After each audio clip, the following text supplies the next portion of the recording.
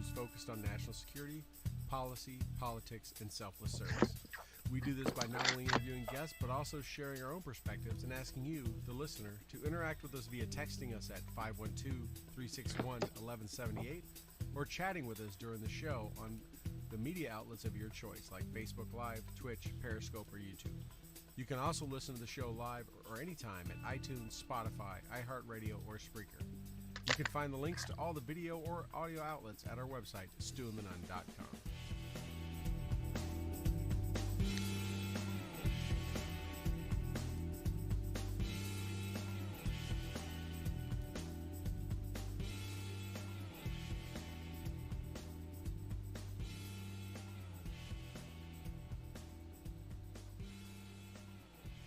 All right, everyone, welcome to another episode of Stew and the Nun.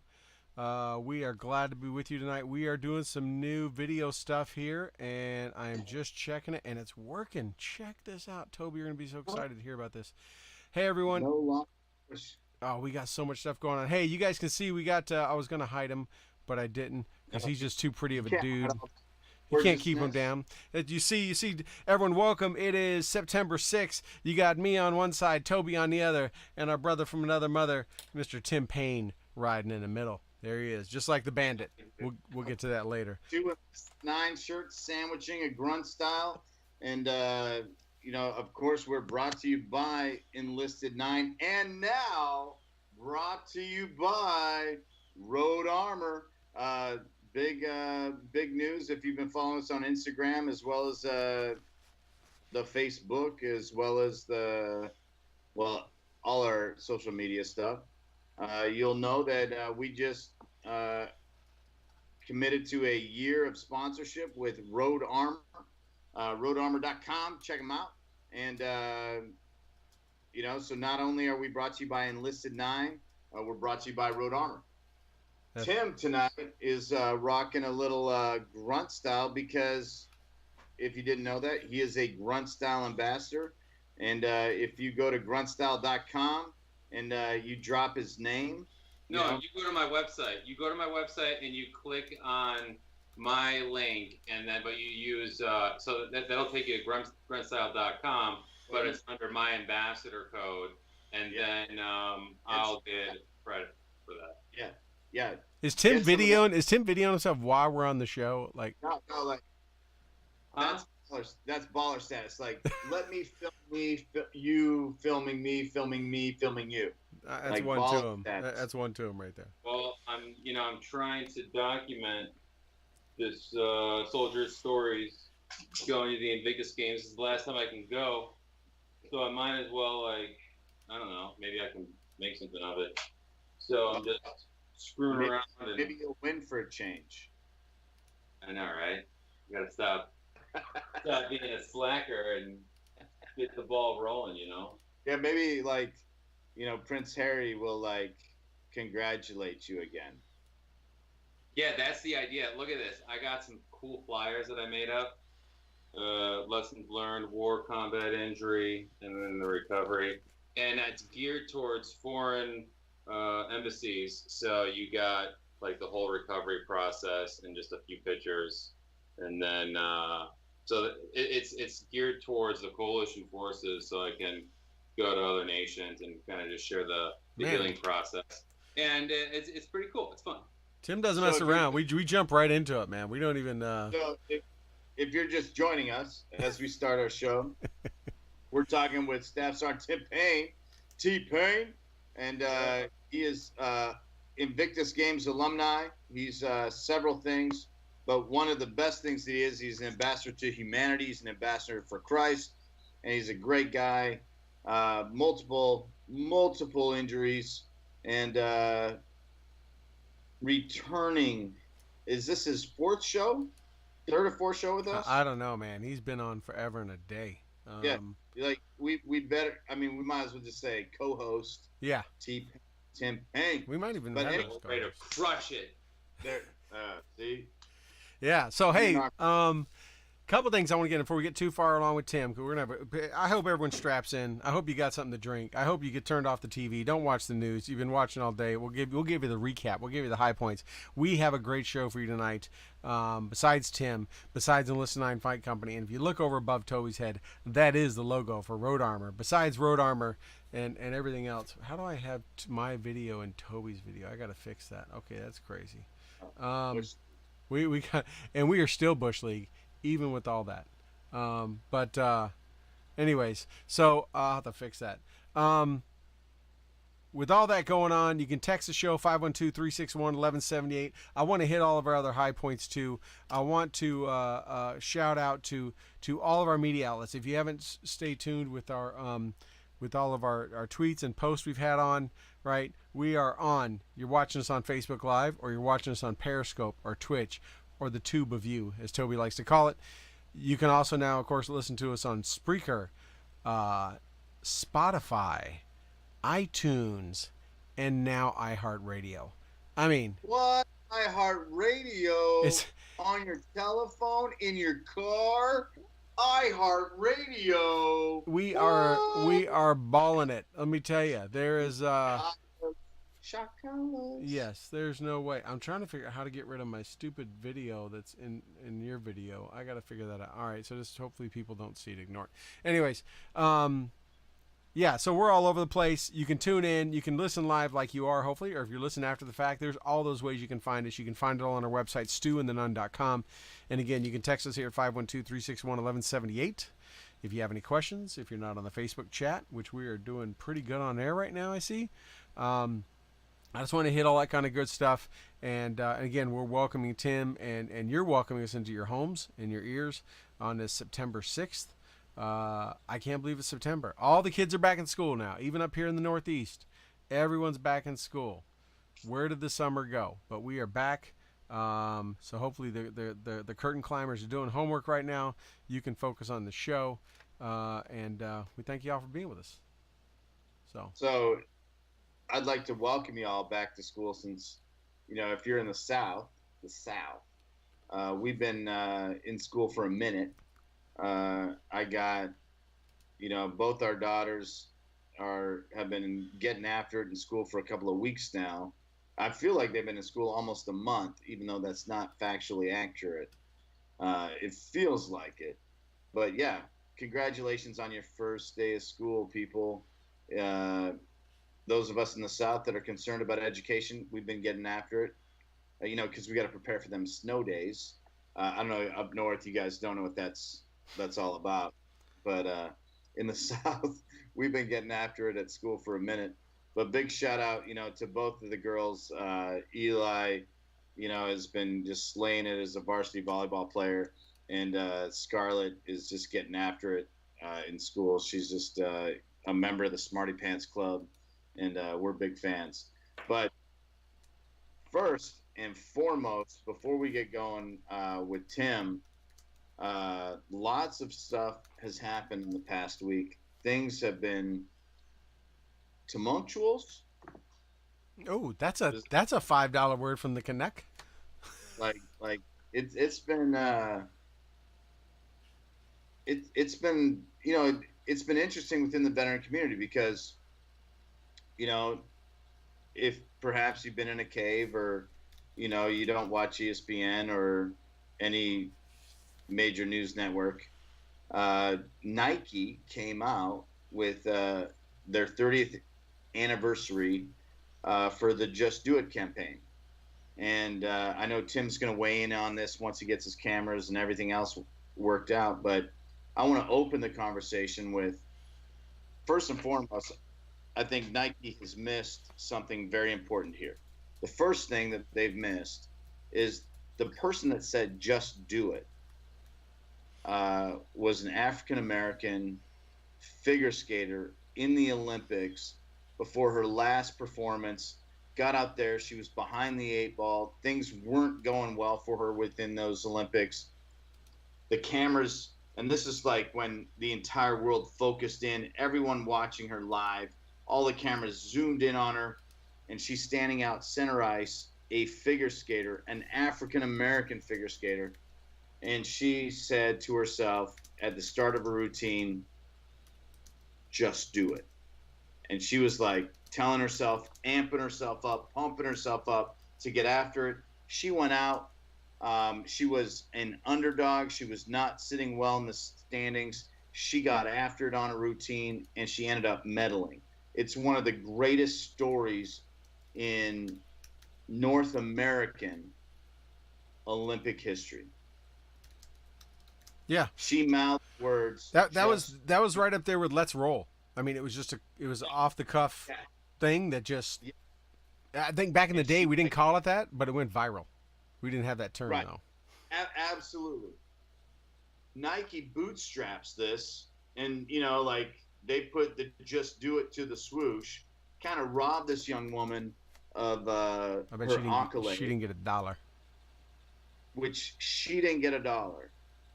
And now, 30 years later, they are saying like, oh, let's put the mantle of excellence. Let's put the mantle of leadership. Let's put the mantle of accomplishment on a guy that did not accomplish. Now, before all the people start like hemming and hawing and coming at me about, why you such a hater and all this stuff, let me just first say, the person first and foremost that I'm defending in this is a woman and a figure skater. Before anyone's like, oh, and we'll sprinkle in minority there. I'm defending her before anything else because she came up with and she stated, just do it, and she accomplished it. Now, we'll talk about imagine what it's like to love something so much that you would have sacrificed everything to be part of it. Now, within the veteran community, there's a big division right now because some people have been utilizing, ourselves included, have utilized Pat Tillman as an example. And, within the veteran community, there's this disparagement, there's this gap, there's this friction that's been created because people are like, well, Pat Tillman probably would not have preferred to be part of this conversation. I get that. I respect that. But we're talking about saying that someone has sacrificed something. Before we say everything, we'll say something. Yeah, and it doesn't have to be Pat Tillman. He's just a current one. There's another football player. I don't remember his name. That's actually serving. Yeah, that's done, and any other, whether they're a football player, whether they're an actor, it's just he's a face that people recognize. Toby, you and I, and Tim too, have no shortage of faces etched in our memories of people that have made that ultimate sacrifice for everything. And but if we put that one up there, people, oh, there's some dude, right? They don't know. We know who they are, but and those around us knows who they are. But Pat Tillman's a face that everyone recognizes, just the way it is. That's just just like it was back in World War II when actors or whatever signed up to serve, people recognize them. So Right. I know there was some butthurt. And I'll put it like it is. There was some butthurt to Pat Tillman, and people were claiming that knew Pat Tillman, and his wife came on and said she doesn't want her husband's image used for this and all that kind of stuff. Then we got Chris Kyle's wife came on and had some things to say too. But it didn't have to be Pat Tillman. You could pick anybody. You could pick firefighters. You could pick law enforcement. So, absolutely agree. And mad at us for using Pat Tillman's image, on Facebook, whatever. Yeah, Shalima Charlie. Our intent wasn't to put his legacy to Nike's situation. It was just to show an example of someone that loves something so much that they actually sacrificed everything. But the sad part is you have a company that has way better examples, but instead, they chose this. They lit the torch for this example. And it's sad because the original Just Do It is a far greater story. It's a far greater story. It's a greater thing. And, you know, like, no one should be getting all up in arms, and no one should be offended, and no one should be virtue signaling when you show a young girl out there accomplishing her dreams, and when the when her back's up against the wall, getting after it. Now, Tim, are you with us? Because I would like to hear from you, because, you know, I don't want to say you've sacrificed everything, because you haven't. They got half my service, bro. I'm good. But, like, you've sacrificed some things, right? Yeah, of course. I got blown up. Yeah, I sacrificed. Well, before I joined the military, I was on track to go to school for writing stories and making movies. And then 9/11 happened, and I was like, you know what? Screw college. I was like, I'm gonna go fight for my country. And I gave up on my, heart desires, and moved out with a purpose. Tried to be an airborne ranger. Fought through a lot of adversity. Tried to go special operations. Fought through more adversity, and resulted getting blown up. And then I'm just trying to help encourage my battle buddies to continue mission after they get jacked up. So that's like the biggest thing, is just to encourage a healing process and have guys move out with a purpose. So, moving out with a purpose, for those of you that, are tuned in and listening that aren't as, like, military minded as Troy, myself, and Tim, like, you mean with the plan to accomplish something for the betterment of those around you, right? Like, moving out with purpose means, like, not just with speed, or not just with a faster cadence. You mean moving out with a purpose to the point of, I want to do something positive within my sphere of influence. Yeah, and about being inspiring. You got to inspire others, and you do that by living by values. So the 7 core Army values, and you just live out your daily life. And when challenges come your way, then you resort to those values through hard times. And it's kind of like some guy that gets a job that he doesn't want to do, and he just half-asses himself and never does anything, never applies himself, and he's just doing the bare minimum. He's never going to get anywhere. So moving out with a purpose is getting out there and doing your job to your fullest potential, and that resorts right back into the Army values: duty, fulfilling your obligation, integrity, doing what's right when nobody's watching, selfless service, sacrificing what you got for others so they can have a better time. And if everybody lived that way, then the world would be completely better. But it's just a daily challenge, I guess.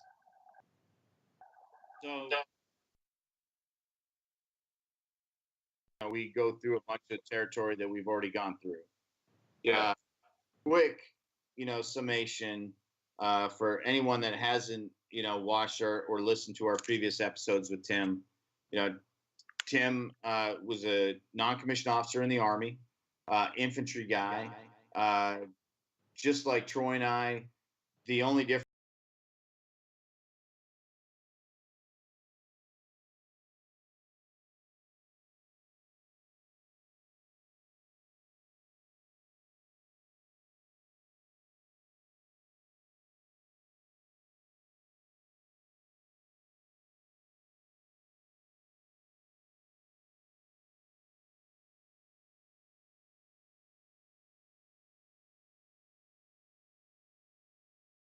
time we've talked, you've been a busy guy.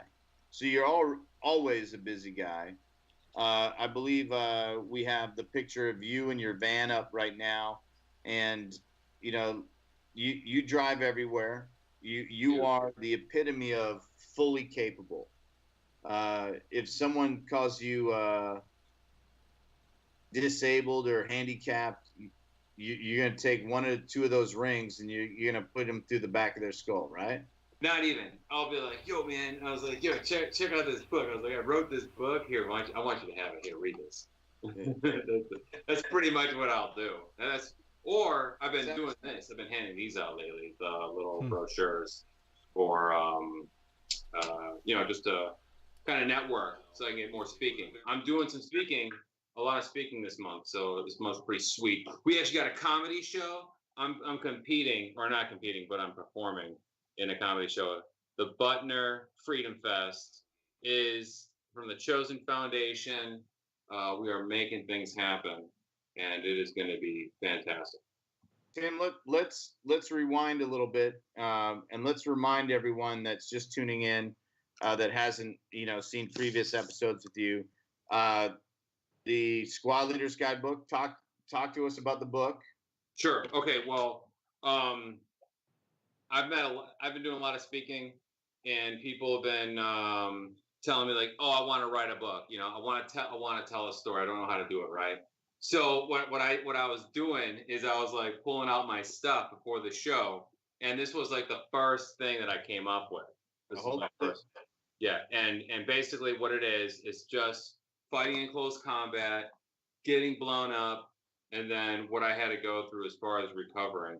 And when it comes to fighting positions and being in the infantry, we set up fighting positions as if we're probably going to be fighting pretty soon if we don't have the right time. So it's like you establish a position and then you just work with what you got. So that's my first book. Then I renamed it and then changed the cover a little bit to show people that I was actually an amputee as opposed to being full. And then I even changed the cover again. And then I wrote a new book where it's really compiling all the events together, and then another edition. But now I'm getting a publisher, and hopefully in the next 4 months I'll have that established. But the story revolves around the whole concept of there's no atheists in foxholes. I wasn't a believer in God. I experienced some supernatural things in Afghanistan, and it all revolved around me getting blown up and killing people. And then it took me 3 years to put it all together. But I found out that Jesus was God. He healed my heart, and I'm just trying to get out there and show the healing process. And I pulled out my Invictus medal. It's the only medal that I have left. It's my silver medal, and I pulled it out because this one is more important to me because I'm trying to help out our battle buddies that are struggling and place their needs above our own because that's what NCOs do. That's what I'm trying to live up to that mentality and to that heritage. So it's all about pushing guys through the healing process. Tell us the story of that silver medal, because I want to make sure people understand the impact of why that's a silver. So share with us why that silver medal is more important than all the other medals, which there might be a few. Well, this is the only silver medal that I've gotten. The rest are gold and bronze. I just like to think of myself as being second. I put away my desires and wants when I joined the military to fight for our country, and then when I was in the European Command, I was spoken to by these civil affair guys, and they conveyed the message to me to go civil affairs as opposed to back to Green Berets. And through a lot of talking, they got me to see the need why I needed to go that route. So I gave up on my dream of that, so I can do a different mission.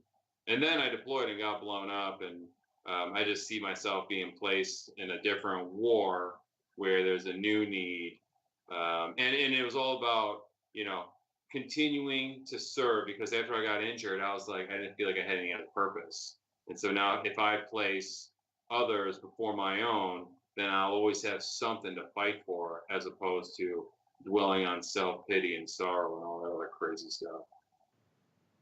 Yeah. It's easy to get caught in that, isn't it? Like that's I think that's one of the greatest pitfalls that veterans, especially those that have suffered some kind of physical or mental adversity, fall into, and that's the pit of self despair. The the pit of self-pity. Maybe that's why they call it pity, right? Because you're stuck in the pit, and you feel the despair of not being able to come out of it. But it's inspiring, when we see someone like you. And when I say this, Tim, I want to make sure you understand exactly the heart at which it's coming from. Here's a guy that drives a Mercedes van across the country. And I know that if anybody calls you, anybody, and says, Tim, man, I could really use you in my life right now. You don't care the dollar bills that go in the gas pump. You don't care the hours that it spends sucking on rippets, driving through the night. Like, you're going to get there. And yeah, try to. and that's what's so exciting and inspiring about your position. Most people, they kind of, myself included, kind of slink back into this posture of comfortability, and they slink back and be like, man, I'll reach out via text, or I'll wish him well, or I'll get to him when I can. And you're like, you're not I'll get to you when I can, you're I'll get you in my van.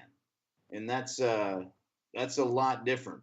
And we're excited for you to go represent us, because I gotta be honest with you, man. Like, I think you represent the best of us.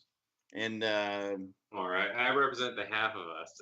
Well, yeah, there we go. And let me tell you about this van, man. It's not a creepy van that has white van that's spray painted free candy on the side. There is no mistaking the Chosen Leadership van. When that thing pulls up in a Chipotle parking lot, or a Chick-fil-A, or somewhere else. I've been wanting to get a redesign, man. To be honest with you, I've been thinking about getting a redesign. It just popped in my head. I think it looks great how it is, but I think a redesign would be pretty awesome. More of I don't know. I have no idea, but I think I'm playing around with that idea. So so Tim, you got a lot of things going on, like you've talked about a little bit. You've got some other stuff going on in North Carolina too, coming up, that you've been working hard on, right? Coming up really soon. Yeah, that's at the end of the month. That is the Freedom Fest in Butner. I did a speaking engagement out in Butner on Memorial Day, and I've been working with the Chosen Foundation. We've raised money. Proceeds go to the children of our fallen soldiers, and we honor veterans that have passed away at various units to commemorate their memory, and then try to provide ways for the children. So it's healing through comedy, and our show is at the end of the month. It's going to be a good time. ChosenFoundation.org. Chosen, that's CHOSIN, from the Korean Reservoir Battle. So that's the name, Chosen. ChosenFoundation.org. If anyone wants to buy a ticket, you're in the Butner area, it's going to be awesome. Also, I'm going down to Special Operations Unit. Going to be telling them the importance of training and battlefield trauma. And then I had another organization contact me that wanted to use me for role playing for training scenarios. So it's been pretty busy. It's been fun. Wow. So role playing, huh? What kind of stuff? Where do they want you doing there? I just can't even imagine. It'd be the. So think of real world scenario where guys are cut off for X amount of hours, and they have a casualty that they have to move, that has to be stabilized, and I would probably I'll be the casualty, and they would have to take me through various obstacles, and it'd be a pretty cool experience, I think. Well, I know your sense of humor well, and it's like many in the military sense of humor. You could have real fun with that if you wanted to, I know, and probably make them feel very awkward. Oh, yeah. That's my job. That's what I have to do. Make it awkward and make people feel uncomfortable, because pretty much what I do on a daily basis. There It's you fun. go. I can tell one thing. I can tell you're training. I can tell. I haven't seen you in a few months, but I mean, I can tell you're looking much leaner. You know, you've always been in real good shape. I mean, you're much more fit. I think I last saw you about 4 or 5 months ago. It's obvious that you are prepping yourself and you are taking this Invictus game seriously and focusing on it. You're in it to win it. I'm gonna crush it, dude. I'm going to slay that dragon. And so I am writing a book called Invictus, and I don't want to leave any spoilers, but I am going to be paying homage and doing a pun on the royal family through, using the Invictus as like a platform, which is kind of cool. Well, yeah. I think that's one of the neatest things. That, no disrespect to America. I think one of the neatest things that Invictus has brought is that it has this validity that the leadership of the world is behind it. And, like you can go ahead and you can talk about, Barack Obama and the mic drop and, Prime Minister Trudeau, talking a little bit of smack back and forth. But man, Prince Harry, that dude's a stud. So he's passionate. Yeah. So not only is he like, hey, I'm a leader and I'm behind this, he's like, hey, I'm a leader. I've been part of this. And that's like no president, like I guess we go back to JFK, could say that like they got in the swamps and slung some lead. It's been a minute before somebody, has been part of that. But Prince Harry's kind of like the one dude that's a world leader, even though he's not in an actual leadership role, but he's looked at as a global leader. It's like, I like, no, I'd put some like sable rounds down range out of a helicopter flying low. I've been like on the side of a mountain, calling for fire. He's kind of our people. Yeah, dude, he's cool. Like he's 100% like he's home team. And like I look at him and I'm like, okay, you ginger bastard, you're like dashingly handsome and you've married well, but like you're my people. Like you're on the ham mic and you're like drop 200 left 50. Like you are 100% dashingly handsome, a bracketing, champion. And then you took that back and you said, hey, let me help the guys on my left and my right. And he truly has done that. So like, I hope in your little Invictus that you give him a little hat tip, because like he's pretty savage and he's pretty solid and he's 100% our team. Oh yeah, obviously, of course, yeah, dude, he's cool, man, he's squared away, dude. And no, it's gonna be great. And I'll probably be dedicating the book to him anyway. So he's the one that started the foundation, and it's an honor, and it's the last time I get to go to the games. So I'm just really trying to crush it this year. Why is it your last chance? They're like tired of you. They're like, hey, I only do it twice. I only get to do it twice. I'm pretty sure that's the regulation, but it could change. Things change all the time. But after it though, I could go for the Paralympics. So that's the next step. Are you thinking about that? Possibly, but I like doing these other projects. I like the Chosen Foundation, doing comedy shows, and then also trying to network to go international to speak. I was in Brazil, speaking there for 3 weeks straight. That was cool.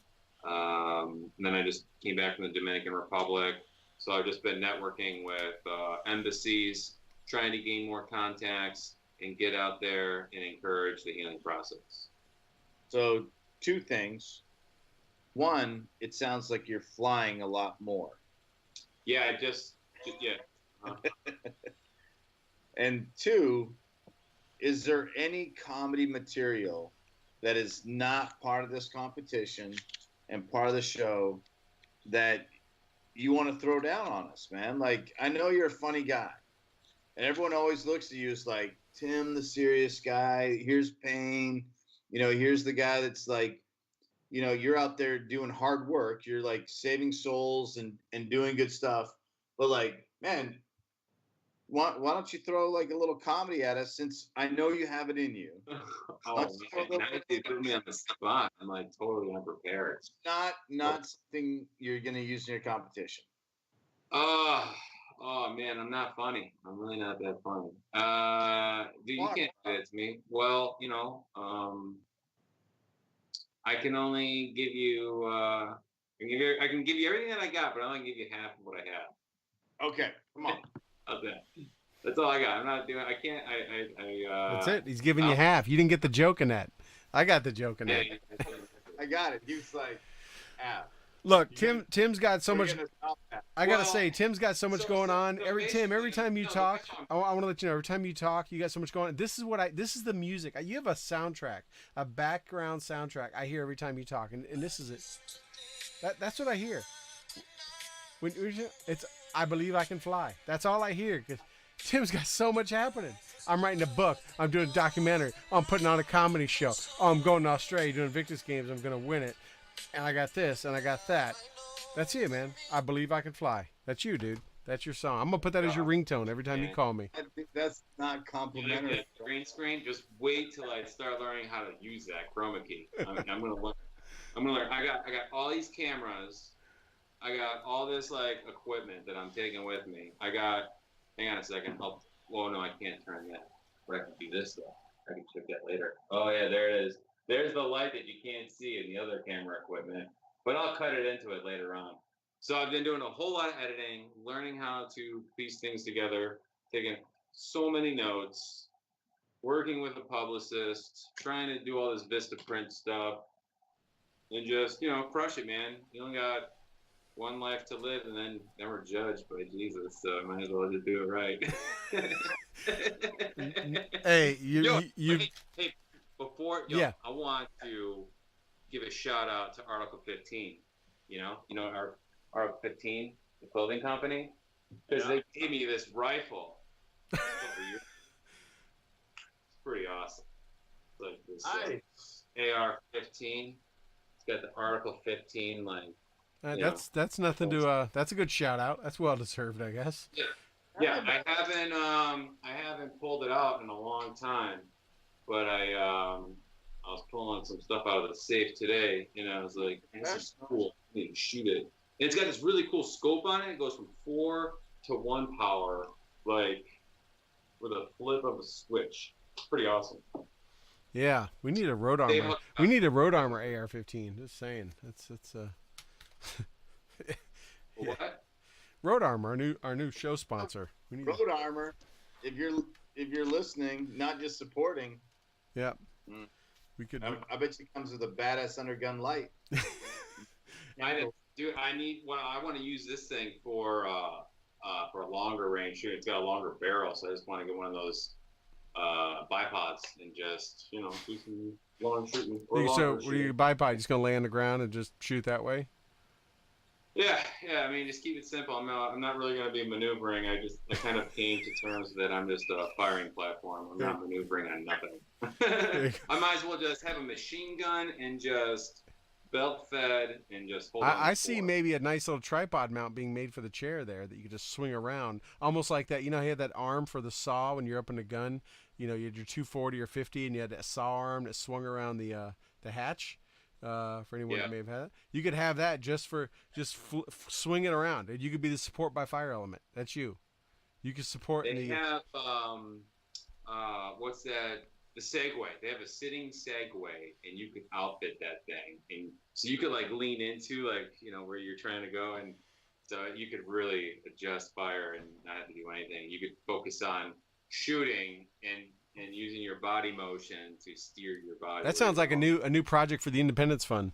That's a great charity. I know, right? Yeah, I've actually mentioned those things. I was like, hey, you got to turn these track chairs into firing platforms and have a remote setup. That way, when wounded soldiers could still be effective on the battlefield, right? Meanwhile, they're having a board meeting while they all sit around and watch the movie The Jackal, and they're like, That's perfect. Perfect. Yes. Tim, man, I gotta tell you, you're one of my favorite dudes in the world. You know, for a lot of reasons. Thanks.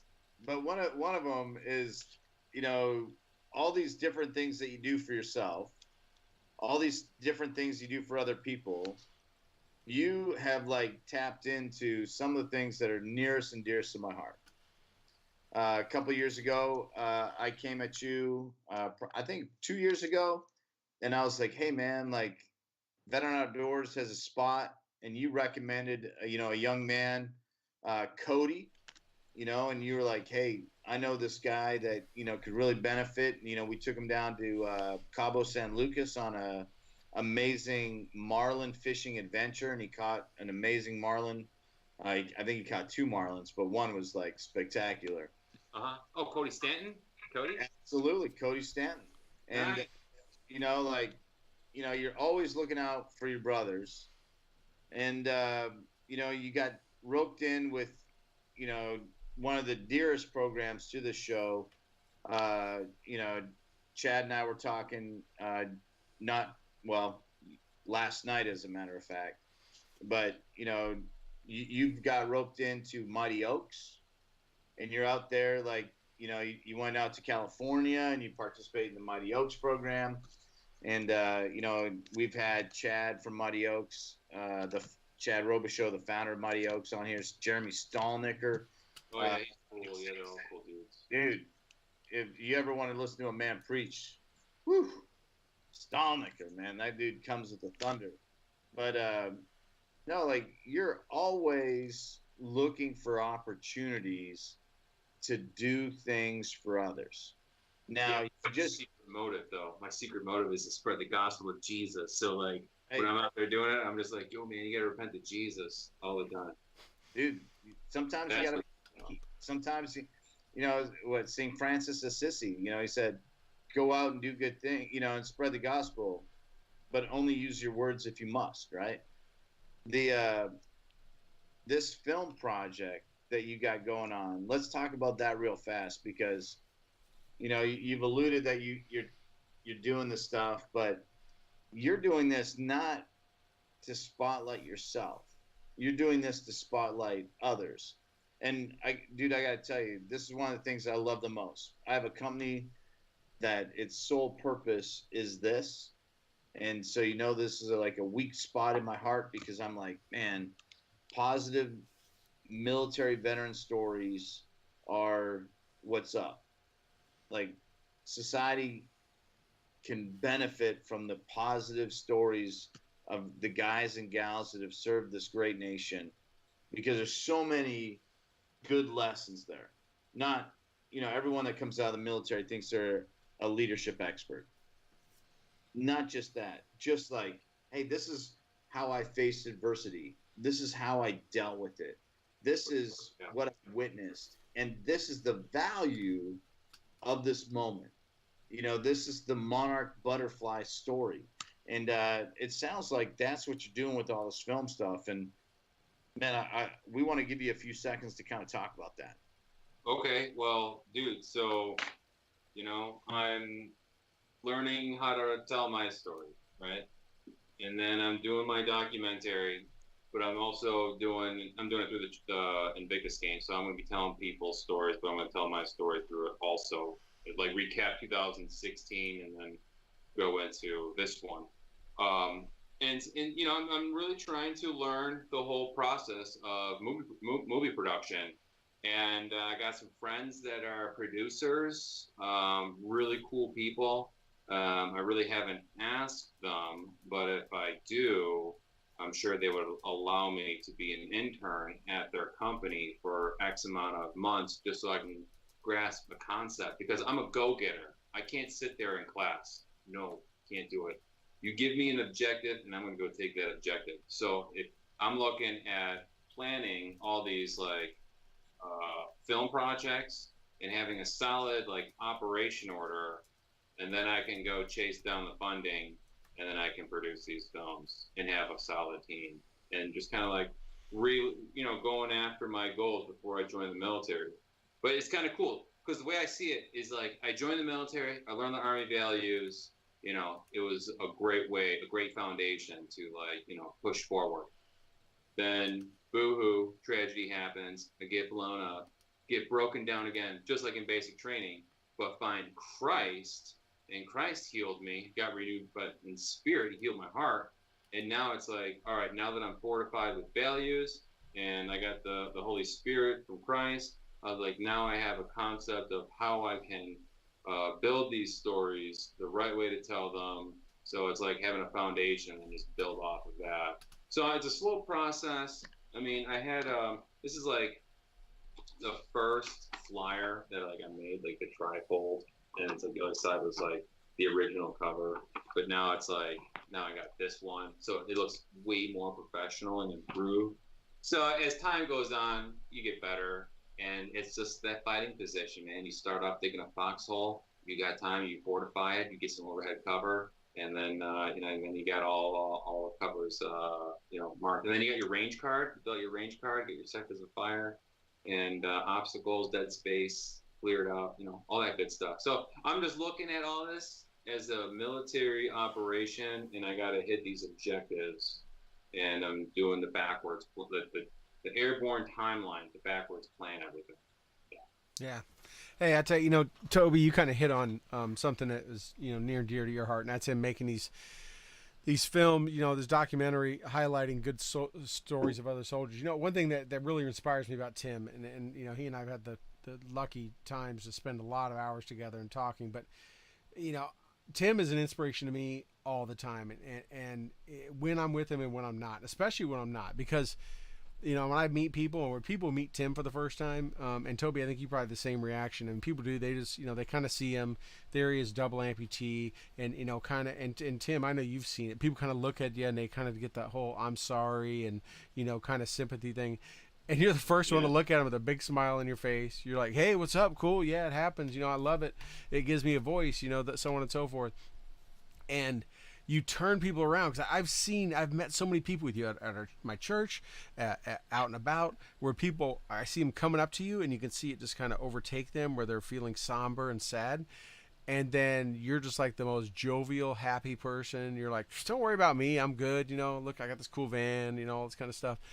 And they kind of walk away astounded. They're just like, holy cow, that's not what I expected, right? They had this, they judged the book by the cover, or half a cover, whatever it may be, and they walked away like, so not knowing how to take that. And that's why you're an inspiration. Because sometimes when I feel down, sometimes when I feel like, man, the work's piling up, I can't get behind anything, the grass is growing, boo-hoo, and we all kind of do that, right? We all kind of have those woe is me Eeyore moments. I think of you a lot of times. I think, man, if that doesn't get him down, this is nothing, right? I can, I have not had to suffer and go through what you went through, and physically, mentally, and everything else. But what I do is try to walk the same walk you do spiritually, and I just sit there and go, man, if that's not an inspiration, I don't know what is. Oh, you feel bad because so-and-so didn't happen, or because you got a scratch on your truck, or because, you didn't hit a deadline. So what, right?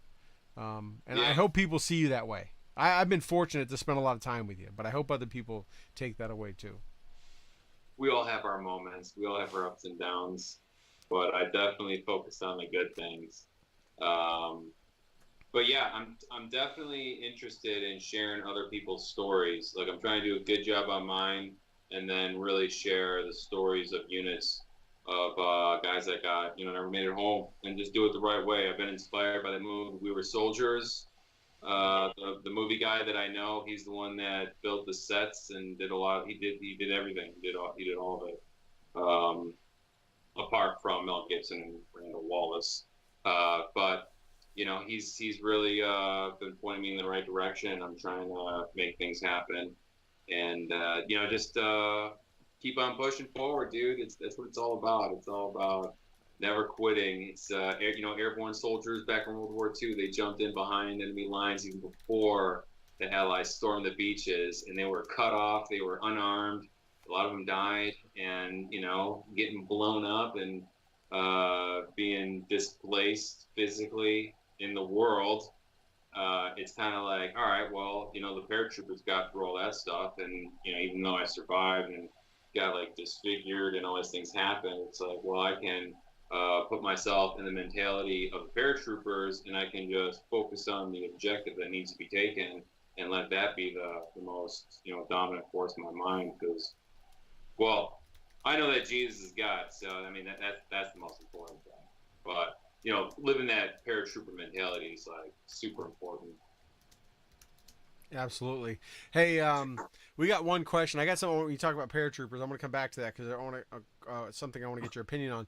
But we do have a question from the chat from a good friend of ours, Justin Capel, who actually works for the VA. But he asked, "Did you get the VA automobile and clothing allowance?"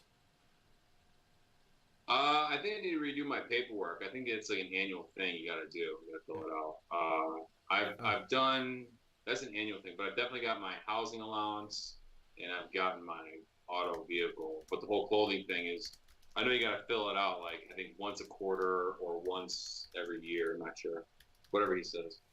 Yeah. Okay. I Well, haven't done it in probably about a year. But like in terms of clothing, you know, you got a little grunt style deal. So if you go to his website, Yeah, buy grunt style through chosenleadership.com. Go to chosenleadership.com. Get a copy of my book, Chosen. Get inspired. Learn the Army values. that's right. Buy a couple T-shirts through the Look, website, and support. And we're trying to raise money to help our guys that got killed. So it's all good.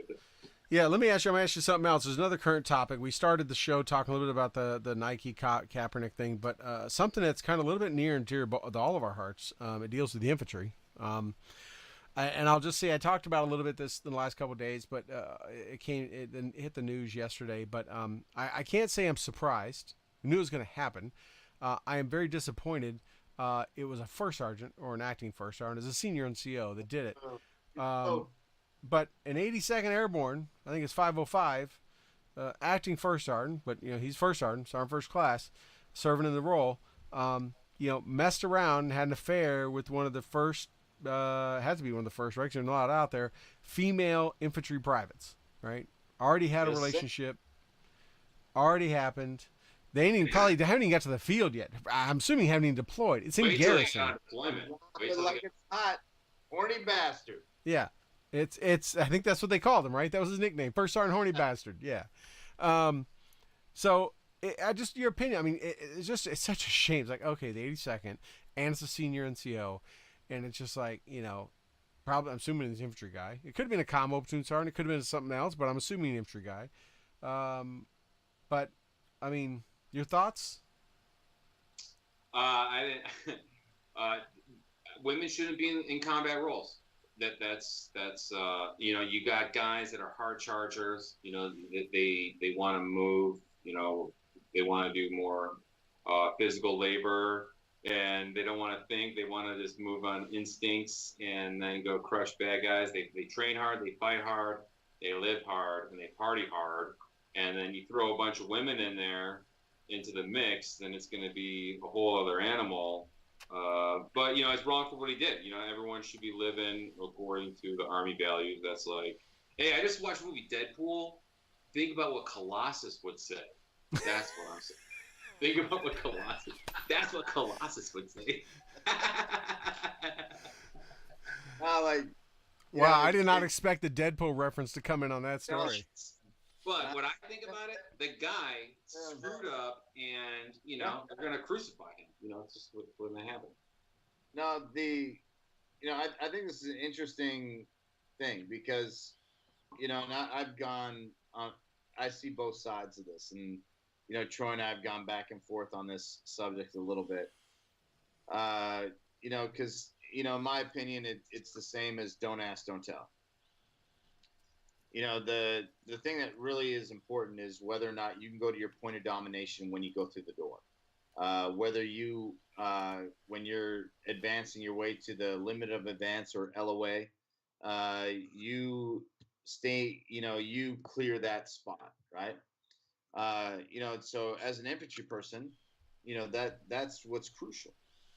However, when you're not doing that, we're talking about dudes and gals in very primal roles, uh, very alpha, Yeah. situations. And, at first I was like, if she's that good at her job that she can meet the standard and she can do this, she's not going to be the person that dudes are, laying in a hasty going, yeah, I'd tap that. This demonstrates that in the rear, in the garrison Probably the better position, term to use there, garrison. I'd stay with that. and then I followed it up with position. In the garrison situation, Environment, cantonment. envi- Daddy Troy always keeping Toby straight. In the garrison situation, it doesn't matter. It doesn't matter. And we have an internal group chat. Like the people involved in the show, and the Army Times, like, front page, horny bastard. And that got shared on a little internal chat. And part of me, like, my heart sunk because I was like, yeah, I don't want this to be true. And like, within the chat, we were like, and we knew the truth was coming in 3, 2, 1, and Yeah. in combat, it doesn't matter what your sexual proclivities are. It doesn't matter what your desires are. You're in combat and you're focused on combat and you do combat stuff. In the rear, garrison, it doesn't matter. It doesn't matter. Well, what you don't know, we don't know. There's 3 sides to every story, right? One side, the other side, and the truth in the middle. And I've had very good friends in my career that were drill sergeants that got put in charge of female trainees that would tell me the stuff the trainees would try to do to bait them in to get favors, to try to, that, and their careers were always on the line because all I had to take was an accusation, most of the time unfounded with no evidence, and discharge. But only so many times you keep getting accused, especially if you're a really tough drill sergeant. And they know and they have nothing to lose because they're a trainee, they're not really in yet, and they can make an accusation and watch your career and your family and your everything get just railroaded. It's a lot of power young 18, 19, 20 something year old female has. Not saying that's what happened, but it could very well be a situation like that. It could be very well that this guy said, "Oh, I'll make her my RTO," with the intent of being real close to her and doing something. It could have been, I don't know, maybe they were in the PIHA together, JRTC, and they were just bunked up because they threw everybody on the floor, and maybe just, hey, lonely and cold. Who knows? They could have been cold weather training. He could have been teaching her how to keep someone getting hypothermia. But the reality is no matter what it was, he crossed the line, and we knew it was coming. I knew it was coming for sure, because we all, like Tim just said, we party hard, they live hard, they work hard. You have emotions, you have testosterone, all that kind of stuff. It was just a matter of time, but it does make it a little bit more disappointing that if it did happen in Garrison, it'd be different if they were out at the end of the tip of the spear in a fob for a year. That'd be different. That, not that it's acceptable, not saying that, but that would be maybe a little bit more understandable than he's going home to his wife every night or can go to the club and not violate the sanctity of one of his soldiers, one of his direct reports, a junior soldier, reporting up to him, which breaks every rule in the book. I've never, when I was in the airborne community, I never had to JMPI a female soldier, but I did one time have to JMPI my battalion commander's wife and daughter for one of those airborne days where they were going to jump out of a 34-foot tower. And as the S3 Air, my fellow jump masters kind of baited me in and made sure that I got them both. So my battalion commander standing behind me as I first did his like 16-year-old daughter, and I'm tracing her, checking her lines, doing her, her leg straps, all that kind of stuff, and knowing he's glaring at me, right? And then they get to do the leg straps, and the last thing you do is pat him on the butt, right? Tell him to go, and I'm just like, and the whole time in my head as I'm doing it, I feel the eyes burning through me, and I'm like, she's think of her like a soldier. She's just a soldier. I still kind of pat her on the side of the leg. I turn around, his wife is right there with her hands up, and I'm like, and I look over her shoulder, and I see fellow jump masters just cracking up. I'm like, you got to be kidding me, right? Same thing. They're all looking at me. He's staring at me, and he's kind of got a half a smile because he knows what's going through my head, and I'm doing the same thing. And she was a pretty busty woman, and I'm trying to check her reserve, and I'm like pulling way out, and I'm looking like, yep, looks good, and then get around, same thing, bend her over and look at the leg straps and just kind of tap her on the side of the leg. And I don't remember, it was a long time ago, but I remember he kind of come to him, whispered in my ear like, yeah, that was a good one, or that was the right way to do it, or something like that. That's the only time I ever had to deal with a female in the airborne community. But I remember the whole time. I will not forget as long as it was. I remember the whole time in my head that inner voice just going, she's a soldier, she's a soldier, she's a soldier. Just treat her that way. I think back to that as that one experience I had to I would think these guys, these senior leaders would hopefully go with the same mindset, and I'm sure many of them are, because there's more than one female in the infantry, and I would hope they are, but we're human and we're fallible, right? Right. Yeah. As are they. Yeah, but it is something, and it is sad, but yeah. Anyways, I wanted to ask you what you guys thought. I mean, being all infantry guys, and Tim coming from the airborne community and having such a tight relation to that. I know they say about the airborne, right? Well, yeah, there's a lot of things they say, but I'm waiting for it. No, I think this is comedy coming. Come on. You don't need any legs in the airborne. Oh yeah, that's a little teaser, everyone. That is a little teaser. I found this and I put it on my wheelchair. It says life's too short to be a leg. I think that's pretty cool, man. Nice. I'm not gonna lie, dude. I hated jumping out of airplanes. Like, I only did it just so I could, be a part of the hardcore guys. I was like, I don't want to do this, but I'll do it just so I can be with these guys. So. You just wanted to wear that cool hat. I know what it was, and wear boots with your Class A's. That's right. You know what that is? Yeah. That's my division pamphlet from July 2003 when I got to the unit. Yeah. Look at that. But, so everybody, you can get more comedy like that at Freedom Fest, September 28, 2008, Soldiers Memorial Sports Arena in Butner, North Carolina. So make sure you check that out. And you can get more great comedy like that Tim just kind of clued you in on. But, hey, we got some really funny guys coming. Like, I'm more of like the spokesperson. I'll be saying a couple jokes, but I'll be recapping on like the importance of what we're doing at the Freedom Fest. And it's like I'm like the second last person before the main event. The last guy is super hilarious, and so I'll. You need down there. I don't know if you remember Dave Bellavia, who was the host up here when we did the Independence Fund fundraiser, but. When Dave, he was ripping on Bergdahl, he's ripping on the Air Force guys. Remember, he says there's a Coast Guard guy in the room. Let's make fun of him. He ripped on Montgomery Gentry right before they went on. Yeah, too bad you couldn't get Dave down there, because he's quite a funny guy when you put him in front of Mike, and most people never invite him back for a second time. But yeah, I'm a different person when I'm behind the mic. I can't do it like this is. I don't know how to do it. I don't know how to do this. There we go. Different. Hey, Tim, we've had you on for a while, a little over an hour. Is there anything else you kind of want to cover with our listeners and our viewers? Oh. Explain the Freedom Fest. Explain this real fast so people know what it is. So you've shown the brochure, but tell us what it is, when it is, where it is. September 28th, 2018, Butner, North Carolina, Freedom Fest from 4 p.m. to 10 p.m. We have 7 comedians all performing, and we'll have raffles, we'll have local food, we'll have vendors. Huge space. It's at the Soldiers Memorial Center in Butner. Big event. Got the mayor's support. The National Guard should be there, and it's going to be pretty sweet. So come on out and support.